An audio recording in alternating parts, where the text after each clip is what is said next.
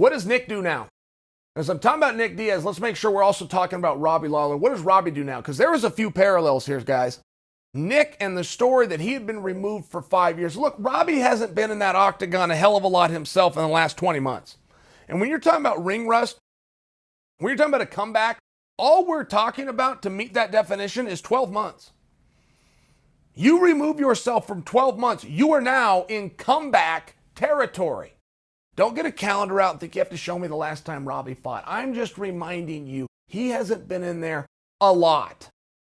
So they had a couple of evens. Robbie Lawler is a straight up hero. If you enjoyed any part of UFC 266 as it pertains to that match, you owe your thanks to Robbie Lawler. There is nobody else that would have agreed. There's nobody else that has ever been asked to change weight classes 3 days prior to the agreed upon weigh-in. Not just change weight. Changing weight, yeah, you make a catch weight. They're going to go fight 175 pounds. They're going to fight 178 pounds. There'll be no knock on the record. The commission won't have to be involved. Nobody gets fined on the purse. That's not what Robbie Lawler was asked to do or what he did do. He changed weight classes. He didn't say a goddamn word about it. He didn't ask for reduction in the round. I believe, I have no evidence of this, I believe he was incentivized to help follow the golden rule of which the show must go on. I have absolutely no proof of that, and whether it happened or it didn't happen, Robbie is still a hero, period. You cannot think of Robbie Lawler and not think about a cage fight. You cannot think about what a cage fighter is and not picture Robbie Lawler. I'm a little frustrated that Robbie hasn't been given his due, quite frankly. The mere fact that he saved that, preserving that match in many ways saves the show, right? Us viewers, what are we going to do? It's the same thing. We got to sit down, push a button. It's going to be $50. We're going to sit down and push it. Do we get the most value out of it? We don't if we don't have that match. Of course we don't. And we owe that solely to Robbie Lawler, who never complained. And who I have no evidence even, I don't have any evidence that he was incentivized. I'm just guessing. So now let's look about what we do as we spin it forward, because I like to see both of these guys in there. I don't love the layoff for either of them. And at the same time, I fully accept they could both retire today and go down with beautiful, beautiful memories. There is a dialogue going on right this moment that Nate Diaz will go out there and fight Robbie Lawler. I will tell you as clearly as I know how to speak, that will not happen. There will be no redemption for a Diaz brother by the other one unless it's done in reverse. Nick may come in, straighten things out for little brother. Little brother will never even attempt to do that for big brother, because what if he succeeds? Nate, by Nate's code, it's a pretty simple code, but very straightforward, would never show up his brother. And even though Nate versus Robbie fills up an arena now and gets all of your guys' attention, don't ask for it. Do not expect it. It will not happen. Nate does not want to beat up Robbie Lawler. Nate does not want to do anything that shows up Nick. I think that it's relevant because I think that the code of the Diaz brothers, I think that the purity that they are, that the camera over time has revealed to us, the audience, is what makes you love them so much.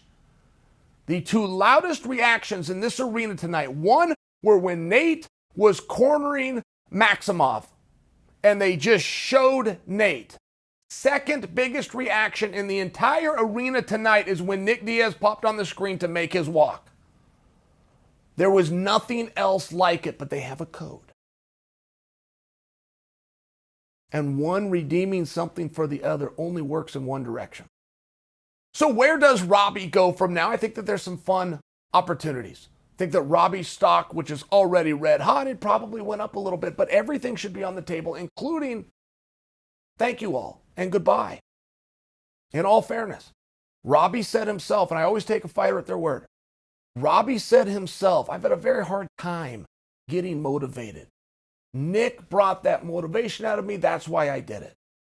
Unless Robbie has an idea or somebody who can submit for us, the audience, that would get him equally or greater motivated, we don't need to see it.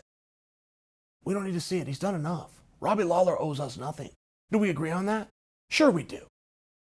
As for Nick, We would like, because we know Nick, to see the story have its final chapter written in a more positive light that doesn't conclude. It's okay with the loss.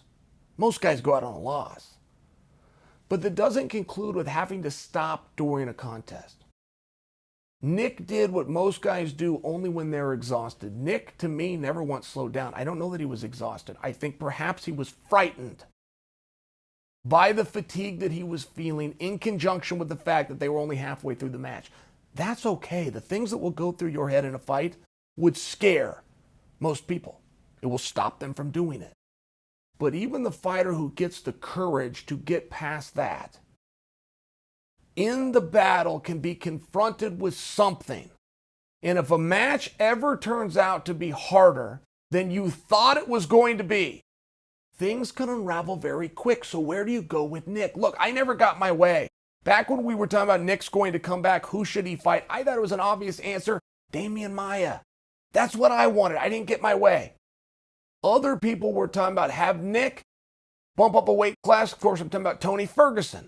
With Nick not making 170 pounds, I don't think Tony or any other 155-pounder, and possibly even a welterweight, is the right way to go. But that would be the first thing that we need to know. If we're doing any kind of matchmaking and we find out that Nick is serious and wants back in and does not want to make the same mistake of having ring rust, let's turn this thing around quickly. Still a number of months left.